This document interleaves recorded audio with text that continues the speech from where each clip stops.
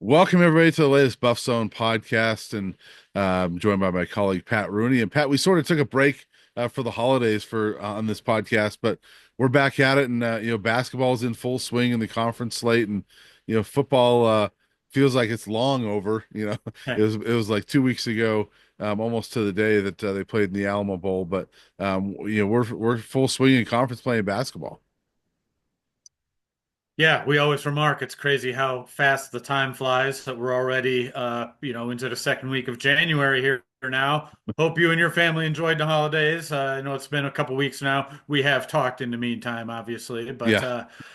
good to get kind of back rolling. And yeah, conference play, it's been a struggle for the men's team so far, and I think the challenging, maybe even alarming part for head coach Tad Boyle, as I've touched on this the last few days, is that they've lost a couple of these games in completely different manner. It's not like you can just say, "Oh, the defense has been poor. We have to fix the defense." Even the turnovers, which have been kind of an issue all season, it hasn't been just that. So it's not just a matter of fixing the turnovers. It's when they fix one thing, whether it's the effort at Arizona State, they turn around, played really well at Central Florida, really, except for the turnovers. You look at the defensive numbers, the shooting numbers, the rebounding numbers. You'll take that on the road in Big 12 any night, but the 22 turnovers just way too much to overcome. And here Yeah. they are at 0 and 3 in the Big 12, and for the women, you've gotten to watch them in person, obviously more, but tough road trip in Texas, but seem to be taking care of business at home, which is, I think, it's the first step if you want to compete in the league. Yeah, and they're gonna have to figure out how to win some road games for sure. But 2-0 so far in conference play at home, 0-2 on the road. So they're gonna have to figure that out somehow. And they're right there in the middle of the conference. The men sit at 0-3, as you mentioned, one of only three teams at 0-3. So and both teams, they got a home game this weekend that it's going to be, I don't know about pivotal, but it's big. I mean, they got to take care of business at home, right? And the women play on Saturday against Kansas. The men play on Sunday against number 21 West Virginia. So big hoops weekend, I think, for both these teams if they want to make any sort of move in the conference. And I think the other frustrating thing about the two road games they're coming off, obviously they opened at home, lost to Iowa State, and lost these two games against Arizona State. Against Arizona State, the just intensity wasn't there. There was a long rebound that was just bouncing around, and guys were looking at each other, kind of, I got it, you take it sort of deal. Yeah. Again with a couple passes out there, just the focus wasn't there. And then you turn around at Central Florida, and that wasn't an issue. They played pretty well and just, couldn't hold on to the ball, especially during a stretch there in the second half where a 10-point lead evaporated just like that. So, I think coming home, the other part is that they're not going to, I thought going in, that those were maybe two of the more winnable road games in the Big 12. I Mhm. think coming up at Oklahoma State is another one. Maybe Utah a little bit later here in a few weeks, early February. Maybe a chance there, but there's not going to be too many games where you're going to go into, I think, on the road feeling like there's a legitimate chance to win for this team. And two of them just went off the board. So have to take care of business at home. They weren't able to against Iowa State. West Virginia, I think we're going to see a lot of this in this league. They've had some very impressive results so far and then turned around and got hammered by an Arizona team that they beat pretty well. It's kind of the same deal as the Buffs and Iowa State. They both signed up for the same tournament in November before the conference shift happened. So they played in November. West Virginia smoked them. Arizona smoked them the other day. I think we're going to see a lot of that kind of up and down results in this league. It's just going to be kind of par for the course, I think, for most teams. But West Virginia coming in here, they've been playing pretty well. And, coming in here, you felt like that was, if the Buffs are playing well, maybe a game at home they can sneak up and get. But there's a lot to address for Tad Boyle before you can feel good about them stepping up and knocking off a team like that. Yeah, and I mean, you mentioned opportunities to win on the road. I think for the men in this conference, just any opportunity to win, because it's going to be so tough Yeah. home or away because of how brutal that conference is. I think that's what's so um, disappointing about that UCF game is, and I didn't watch it. I was preparing for the women's game against UCF, Yeah. which actually started while the men's game was still wrapping up. And I'm just kind of watching the score and like, oh, they're going to get a win here. And then all of a sudden you just see, it ends up in a 1 point loss. And I think home or away, I think that was just a lost opportunity because there's not going to be a lot of them to go out and get a win in this conference. And not saying the Buffs are going to go over in this conference, but it's going to be tough to find wins. And so it's tough when you play well for the most part and then don't get a win. Exactly. That's why, I mean, Tad Boyle addressed this after the game that the feeling was a lot different. He Yeah, felt embarrassed after Arizona State. He didn't feel embarrassed. The Buffaloes did a lot of good things at Central Florida. They did everything but win the game. yeah, yeah, You can, maybe some poor execution. The inbounds play at the end, they executed well, just didn't finish it with Elijah Malone underneath. But prior to that, some poor execution in those last couple minutes. Took a couple fouls when Central Florida was already in a double bonus that probably shouldn't have happened. You got to kind of let the possession go and try to play some defense instead of just putting them on the line when you're 80, 90 feet away at the other end. So, yeah, some things there that maybe they could learn from. But obviously the turnovers, they had a stretch there at the end of non-conference play where they got a little bit better at the turnover issue. But obviously, once they've gotten back into Big 12 play, it's kind of reared its ugly head again.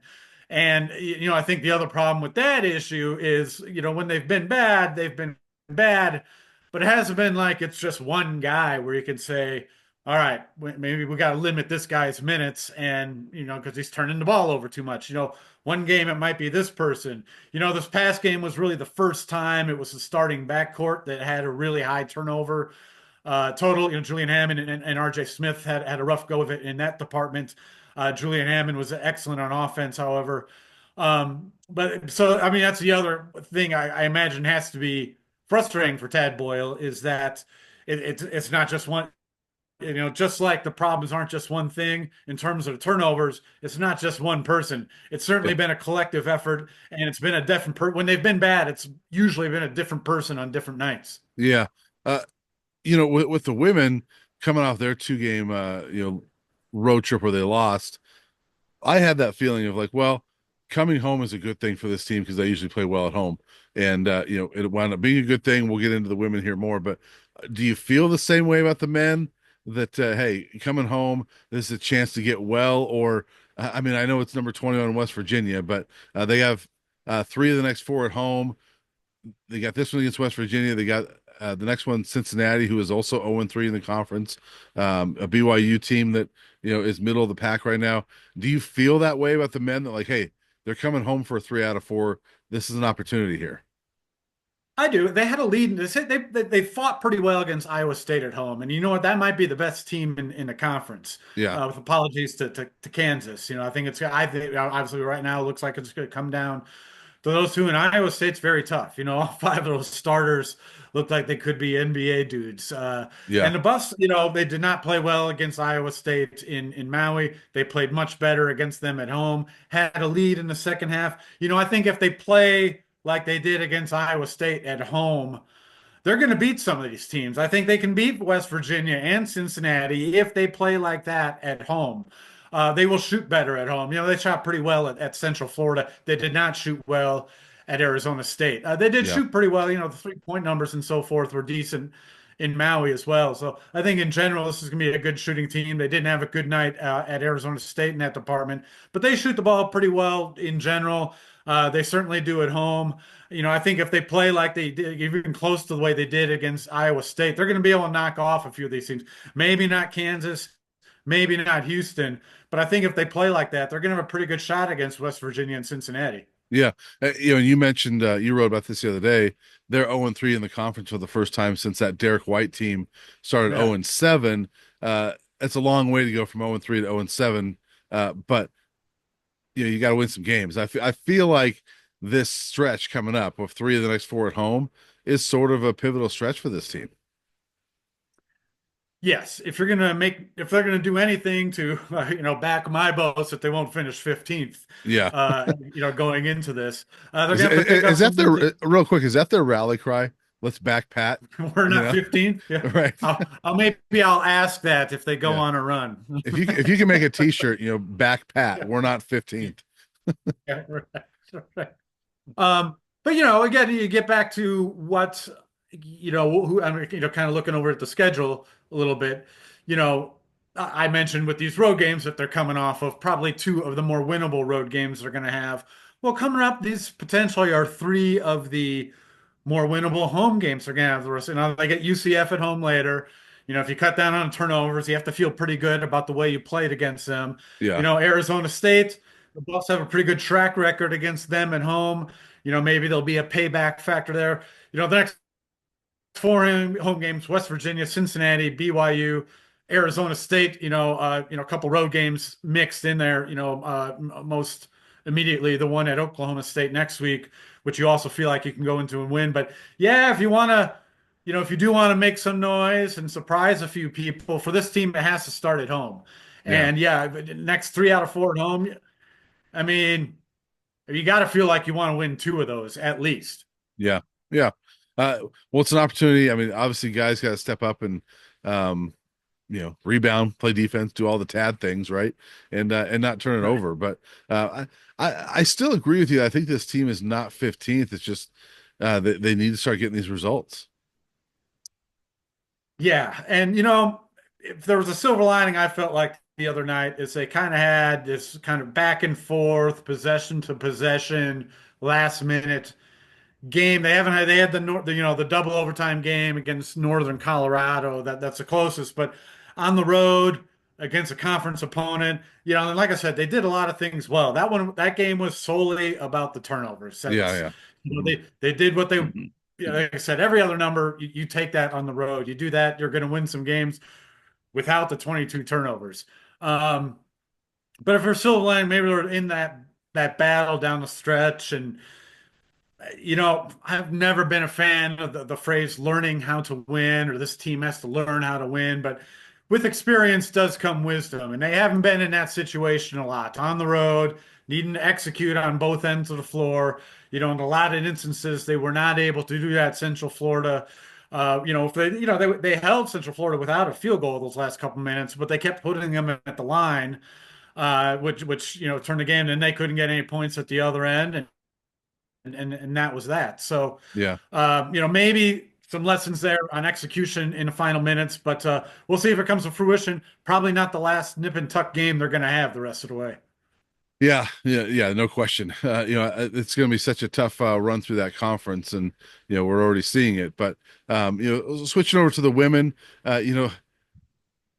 one thing similar about these two teams is that J.R. Payne, like Tad Boyle, she's not really sure game in and game out, like who is going to play well, who's not going to Yeah. be on that night. And she was telling me this before the UCF game the other night that, like, look, I just want to see better competition and practice, things like that. And it's just day to day. I don't know who's going to step up. And then they go out the next night, against Central Florida, and they go up 13-0 out of the gates. They're up 31-11 after one quarter, and just kind of dominated that game. Aside from they had a bad stretch late in the third quarter where UCF went on like a 16-0 run. They had a girl that night, Pat. I know you weren't watching because you were writing, but UCF had a player that night. She was 6 of 28 on threes all year, and then hit 5 in a row late in the third quarter, early fourth. And UCF cuts that 34-point CU lead down to 16. But other than that stretch, and they were pretty dominant, and it was like, okay, you see the potential of that team. So I think it's just gonna be an adventure. Kind of game in, game out, because they were kind of blown out the game before at Baylor. And so I think it might be game in, game out. Let's just see what this team brings. Yeah, I think some of that, and certainly can be said of the men's team too, but it comes, I think, with the territory in the unfamiliarity of rotation pieces in college Yeah. basketball. The Buffs aren't alone. Obviously, it's kind of the name of the game in men's and women's college basketball. But, at this point, a lot of these players still haven't played together very much. For both teams, and certainly is the women as well. They have a handful of players that have done it, but even some of the transfers, Division I transfers that they've brought in on the women's side haven't played a lot of basketball at this level yet. So, There's still a lack of familiarity with the level of competition. There's still a lack of familiarity with one another on the floor, and maybe still a lack of familiarity with the expectations being set by the coaching staff. And from what I've seen, I think J.R. Payne is experiencing a little of that as well. Yeah, I think she is for sure, because I think that she has high expectations, and there's points where it's like, wow, this is a totally new team. I have to kind of figure this team out still, and yeah, it's very different for her and her staff because they've known this roster so well over the previous few years that now it's like she goes, I still don't know who my best five is, and what the best lineup is at certain times.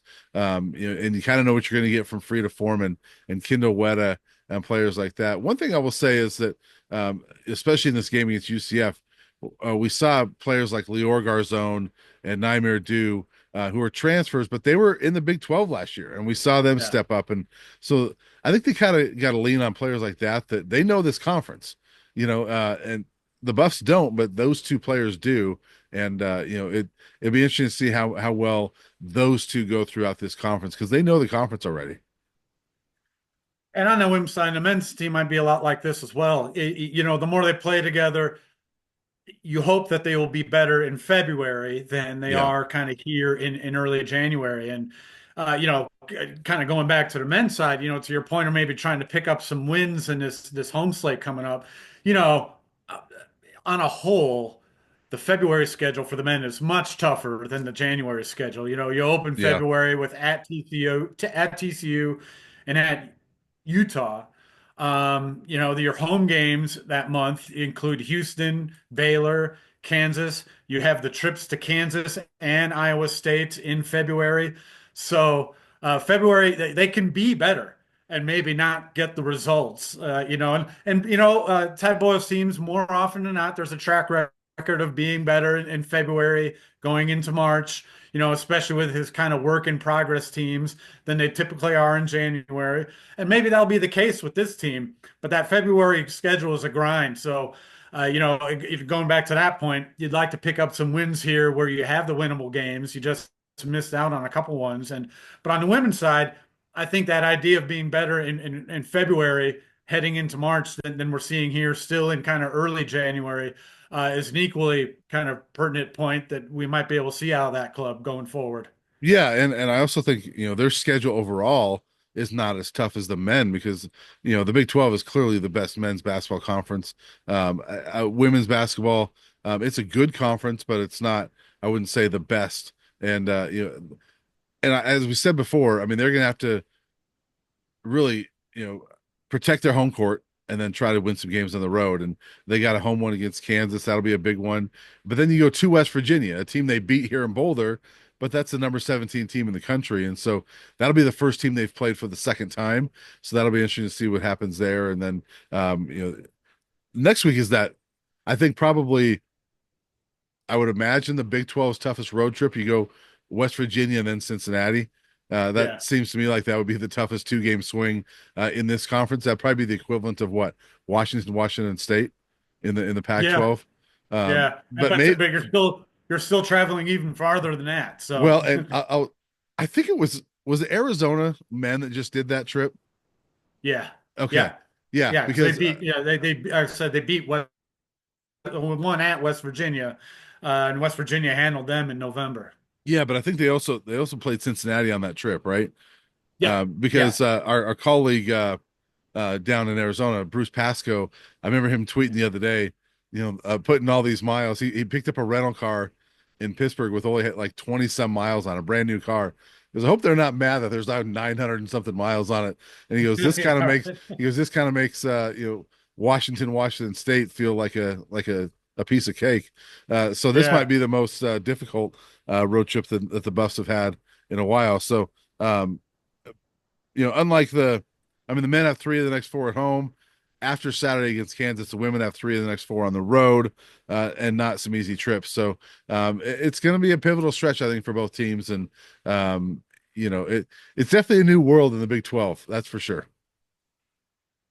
And one last point, we'll shift to football for a few minutes before we cut out of here. But I'm just curious what this grind of a schedule will do to a club come February, because Yeah, there's no, Tad Boyle would never put it this way. I'm sure J.R. Payne wouldn't either. But in the Pac-12, you had the occasional Cal at home, maybe some years that they were really struggling. The Buffs couldn't win there, but you get them at home. A couple of those years with Oregon State, when they only had a couple wins, yeah, there was always maybe that team. Maybe one year it was Washington State, where that year that was just a team where you were like, all right, they're coming in our place. It's not a breather, but it's maybe not, they're not have to have the intensity and can have an off game and still maybe win going away. There's nothing like that in the Big 12. yeah, Even when the Buffs get Central Florida back here in Boulder, I mean, there's no gimme about that, even though you played well down there. I mean, you lost the game. There's not going to be, there's not a team like that on, home or away on this schedule where you can be like, whew, at least we get this team at home before we kind of refocus for a ranked team next time. Every yeah. game is going to be this high intensity, have to bring it 110% sort of game. And, you wonder what that's just going to do to teams come February.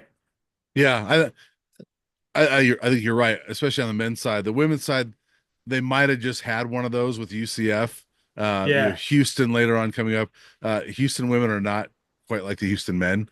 Yeah. The Yeah. Houston women are 0-4 in the conference, and that might be another one. But yeah, there's not a lot. There's not a lot of gimmies, and this is a tough conference. That yeah, and look, the women experienced that in the Pac-12, right? There wasn't any gimmies in the Pac-12 for women over the last several years. So yeah, just hey, you go out there and play these games and figure out what type of team you're going to be. I still think this women's team can be an NCAA tournament team. I know we're looking at the men like, you know, is there any shot at NIT? I think, but I think this women's Yeah. team can still be an NCAA tournament team. One thing that's different, real quick, Pat, is that this time of year, last year, in the last few years, you're looking at the net rankings, and the women have been in the 20s, and you're like, yeah, they're in great shape. They're a tournament team. And I haven't looked in a few days, but last time I looked, the women were in the 70s with the net, and Yeah. so it's a whole different world there to where you like I've never had to look at games for the women the last few years and say, man, they really need this one for their net ranking. But now Yeah. you have to start looking at that and say, ooh, you're playing a team in the 40s. You need to win this one for your net Yeah. ranking. And Well, so it's welcome going to to my be world, yeah, it's Brian going to Howell. it'll be a little bit different for the women this year. So but yeah, just real quick again this weekend, big basketball weekend and some big games. The women play Kansas on Saturday at 1 at the event center. The men play number 21 West Virginia on Sunday at what time is that game? 3? 1 o'clock, One which o'clock. Okay. correct me if I'm wrong. I believe that's right in the middle of the Broncos game.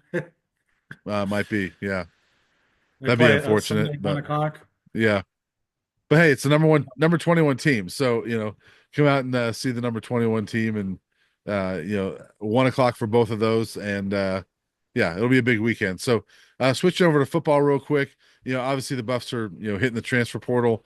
They're picking up not some big name transfers, but I think they're filling some holes and things like that. And nobody kind of jumps out at you and says, wow, that's a game changer, but they're filling some holes, I think. Yeah, was going to ask you, what do you think of these new pickups? For me, I just want to see reinforcements up front on both sides of the ball. I think the offensive line going into next year, you got to feel like that. They've already lost a couple of the guys that played a lot this past year. And I still feel like that's going to be the area where maybe the biggest question mark going into next year, certainly on the offensive side of the ball. Now, one big difference, you have Jordan Seaton to build around, and Yeah. obviously that's a huge building block. But can never have too many guys up front on either side of the ball. And it seems like they've taken strides in started to take strides in that direction with these early acquisitions here. Yeah, they have. And, there's some linemen that, you think you can play pretty well for them. They're an interesting group. I mean, football, we're starting to see, I mean, they're adding a lot of guys right now that are taking advantage of that JUCO rule, where, Yeah. a lot of guys that new NCAA waiver, the Diego Pavia thing from Vanderbilt, where he sued and got an injunction where uh, his years at JUCO don't count, and so he gets another year of eligibility. Well, now anybody that would have exhausted their eligibility this year, if they played in JUCO, they get a year back, and so that's what they're getting right now. I mean, the lineman they got from Illinois, Zy Chrysler, was in that case or in that situation. Zarian McGill, another one from Louisiana Tech, is that same type of guy where Martavius French, a linebacker from UTSA, another one, guys that thought they were done, and all of a sudden this ruling comes out December 23rd, and it's like, oh, I get another year. Cool. Let's Yeah. go play. And so the Buffs are grabbing a bunch of those guys.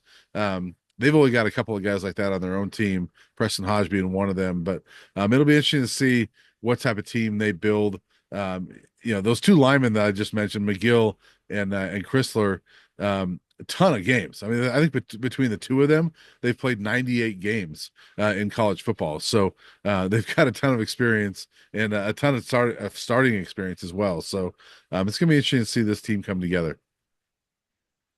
At this time of year, the news never stops with the recruiting.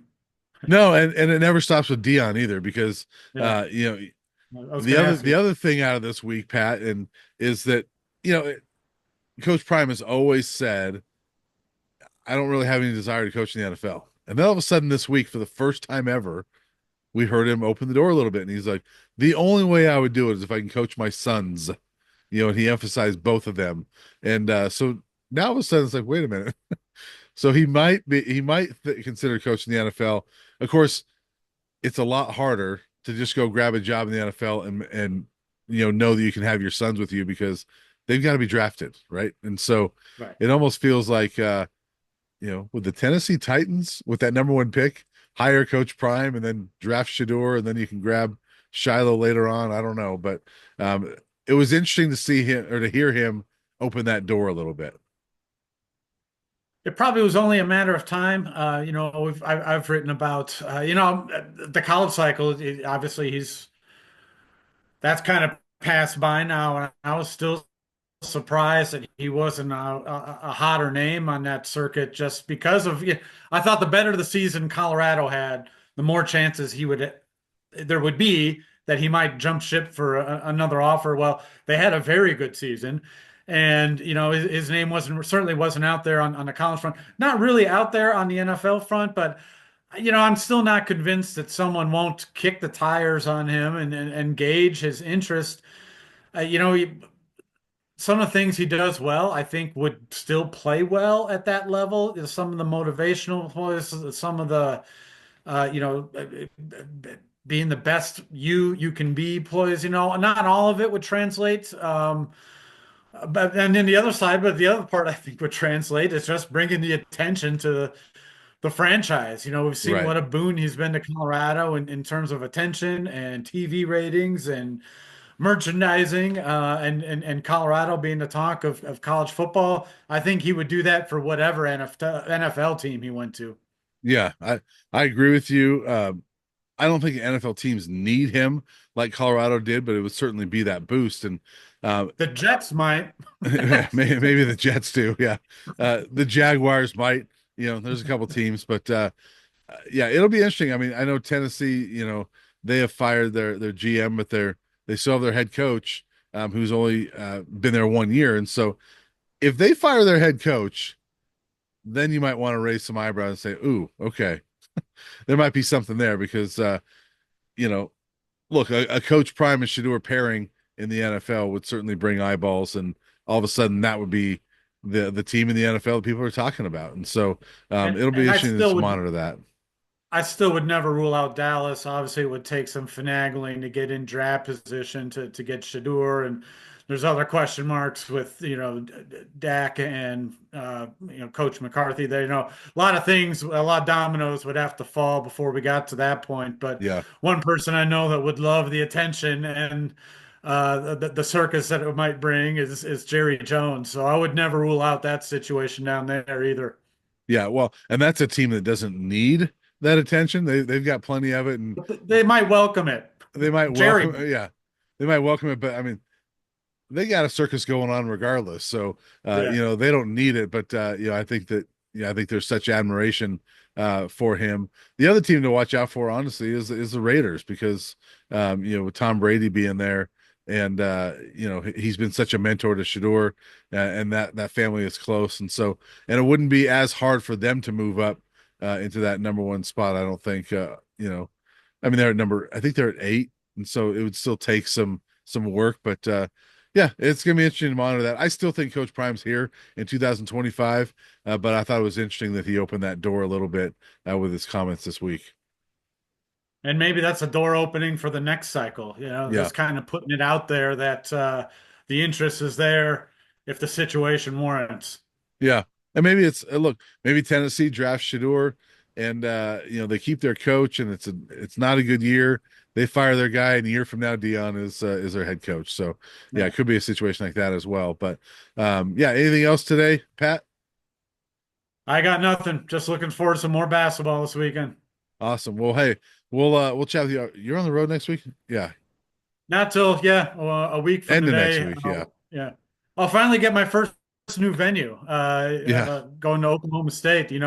Obviously the first road game was Arizona State, so nothing new there. And then even Central Florida, we talked about, and I put out there the other day. Obviously, we're there for the 2017 NIT, the same Derek White team that we just mentioned Yeah. earlier here. So been a while, and then was just there for the one game, but still had been there before. But Oklahoma State next week will kind of be the first new arena on this Big 12 circuit for me. Looking forward to it.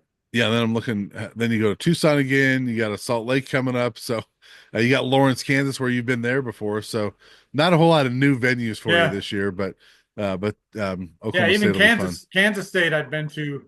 Yeah, Kansas State I'd been to before as well to be early Yeah. in the COVID year. So Yeah. there's a few. Iowa State it'll be new. TCU, we were there for the football game last year, but I haven't been to a basketball game there. Yeah. Um, Lubbock. and then Texas Tech as well, down the road. Some of the venues I was looking forward to the most aren't on the road circuit this year. Like Yeah. I was looking forward to no Baylor, no Houston on the road, no West Virginia. I was looking forward to kind of just checking out that campus and making that road trip in general.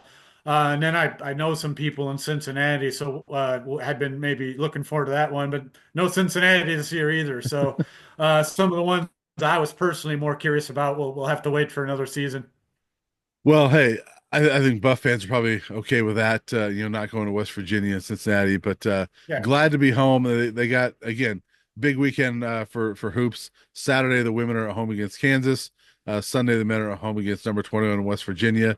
Both games at 1 o'clock. And Pat and I'll have the coverage. And I don't know if I'll see you, Pat, but I'll read your coverage. We'll see you soon. I'll check out your stuff too, Mr. Howell. And as always, folks, thanks for listening.